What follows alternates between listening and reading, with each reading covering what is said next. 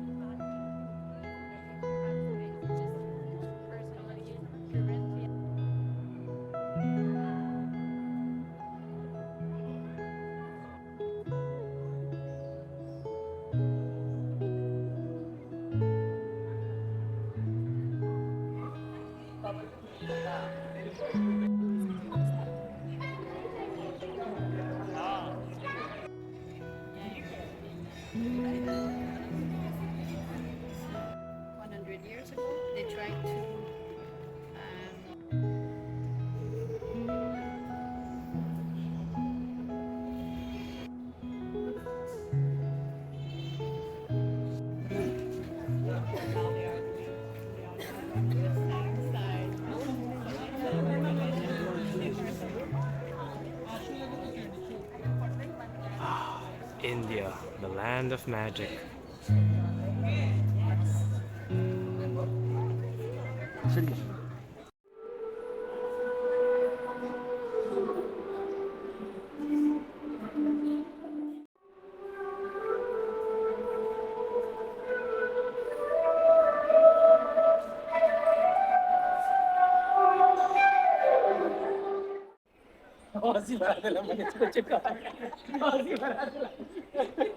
Hello, Hi, I'm in BHU Temple with some yes, friends. Vishwanath Mandir. It is very beautiful. Very beautiful. Naam kya hai? My name is Dhara. Dara. I am stay from India. India. Okay. Namaste. Can I have some friend me? Yes, sure, sure. Hey guys, just got back from the temple in BHU. It's a really lovely temple. What you just saw there was me trying to do a bit of vlog and share my thoughts after visiting BHU. But then there was a cow behind me that I didn't notice, and it started to turn around, and it looked like it was about to hit me, or I was about to interrupt it, so I quickly turned off the video and moved ahead a bit. But yeah, going back, I really enjoyed the temple in BHU, the Shree Kashi Vishnawath Temple. I didn't have so much high expectations going up because I didn't know too much about it. I just knew it was an important temple. But there's just something about the whole experience, how peaceful it was, how you could see the birds flying around the tower, how everyone was just moving at a slow pace, and the music, the incense, the lighting, everything was just really beautiful. And I think we also got to witness, I got to witness two very special things. I saw one of the worshippers playing an instrument by the side, just playing, and he was playing the most beautiful melody ever, just as his form of worship. And we also had to walk by not we had to, but we followed the customs and walked around a cow god statue, where what we did was we whispered in the ear of the cow statue our wishes, because that's what the locals were doing, and it said basically to grant your wishes. So I obviously wish for health, happiness, for myself, for my loved ones, and also 1 million subscribers. And world peace and AI safety. Yeah. So that was a really nice part. And of course, it wouldn't be complete. It wouldn't be an Indian destination if it weren't for some friendly Indians who were networking. So they saw us with our different looking features and walked up and introduced themselves, wanted to get to know each other, connect, so I'm always happy to network with people.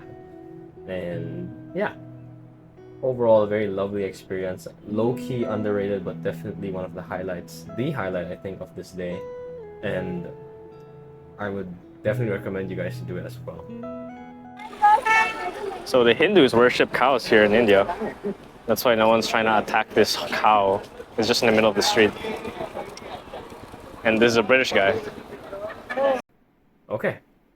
Now that that's done, we'll be moving forward. It's already quite late, around 5-6 p.m., and we'll be headed to the main ghat, or the Ganga Ghat, where they do their evening aarti. This is a special ritual that they do to celebrate and venerate Ganga, the river goddess, who they respect deeply, and who they think helps them through the passage of death to escape the karmic cycle. So there's a very special ritual they do for 45 minutes every evening. It's basically a festival in other countries. That's the scale of it. But it happens every evening as a normal ritual in Varanasi. It's a bit north from here, so we'll be heading up north, taking a tuk-tuk to the main ghats, and it's going to be a bit crowded, so we'll have to get off and walk the last 2 kilometers through the very, very, very narrow and busy alleys of Varanasi, old city. All right, let's go to the ghats. Varanasi is what you call it with architecture. Bananas is the feeling. Banaras. Varanasi. Varanasi. Varanasi. What kind of trees are they? They smell so good. It smells like cotton. It only happens at night. Only night time. They're called night flowers. Wow.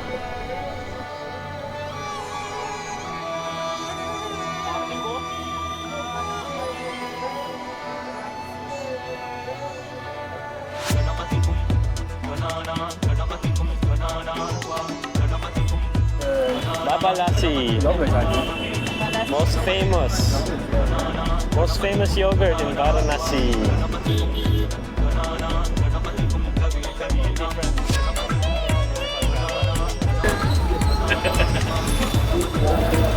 The best driver in Varanasi. So a lot of the houses here are actually elevated and there's a bunch of steps to get to them. I think it's maybe because it would flood sometimes. So they would need to raise the steps a bit. What's up, guys? Walking through the narrow streets of Varanasi, headed to one of the main ghats. Really tight alleys, and yet there's still motorcycles here. It's a bit hard to walk around. Damn, we almost got run over.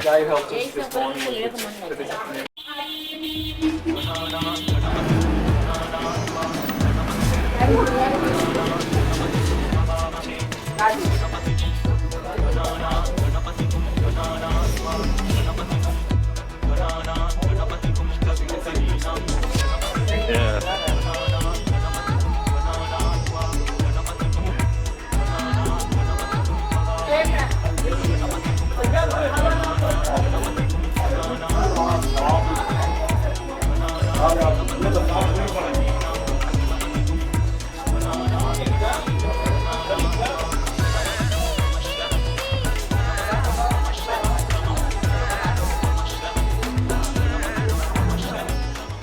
Wow, look at this huge square, guys. It's massive. And I guess everyone is praying. This is around 2 kilometers from where the tuk-tuk dropped us off to the ghat. Pretty far walk through the maze of Varanasi. And it's really giving me Assassin's Creed vibes. Pretty cool, guys, pretty cool. I guess you watch here? Just move forward. I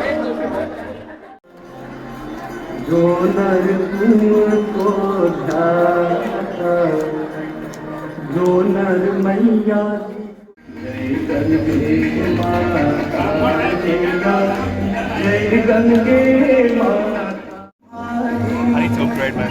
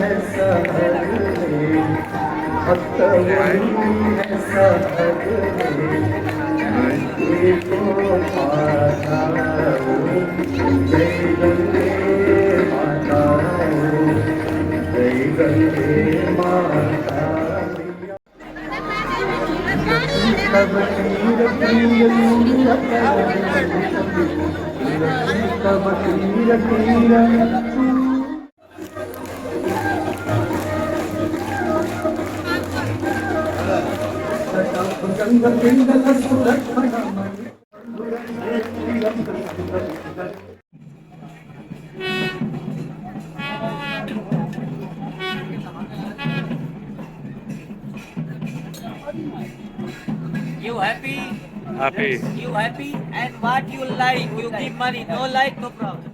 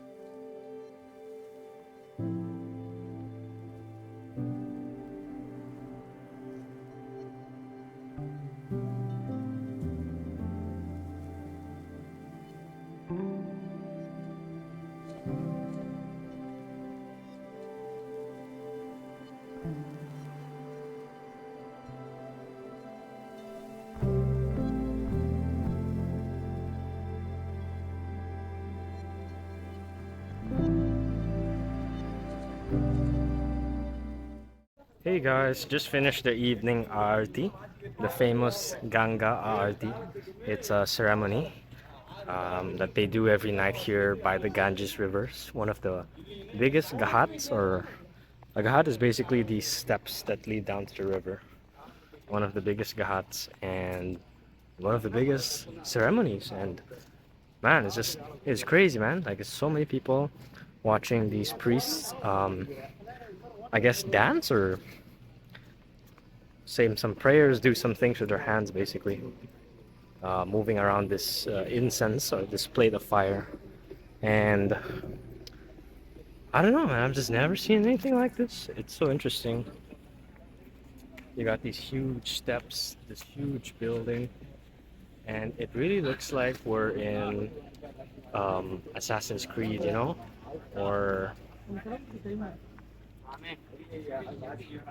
Egypt. I don't know. It just looks really interesting. And after the ceremony, we took some pictures with some friendly locals. They're very nice, you know. They just haven't seen a lot of foreigners before, so they just wanted some photos, which was nice. And then there was this kind of really cool drum ceremony. And it was crazy, man. Oh, there's some Japanese people. And it's just crazy, man. Like, everyone was just getting a huge spiritual high getting into the drum ceremony. And I guess I can see how like religion, music can create that sense of high, or that sense of losing yourself into something, losing yourself into the senses, not really thinking, forgetting about the moment. I mean, being in a moment and forgetting about all your worries. And yeah, I just kind of felt it. Had a great day today visiting the temple at Varanasi Hindu University, and wow, man, just walking by the Ganges River at night. It's amazing. I also got a blessing from a priest who offered it for free, but then said later you can give or donate how much you want. So we gave him a few rupees and said thank you. And yeah, it's just what a crazy experience, man. And it's really nice. It's really nice.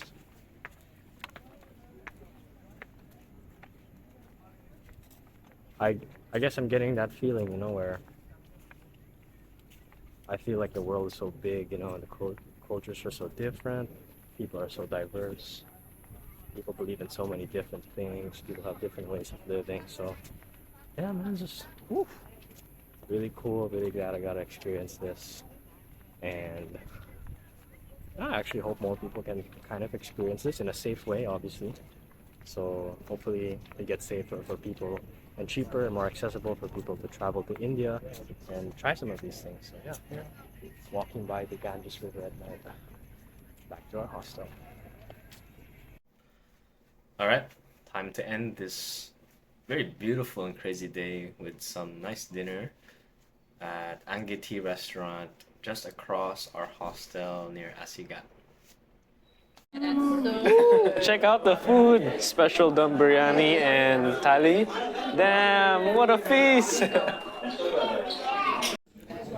Special biryani, but it's totally vegetarian. So got paneer, which is like milk, cheese, tofu, some peas,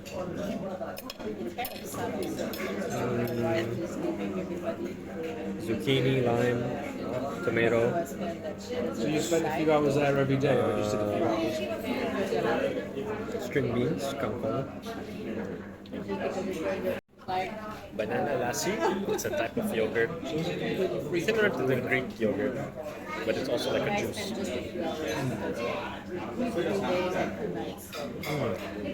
Like a sour milkshake. Feel. Avengers Hindi dub. This whole evening Aarti experience was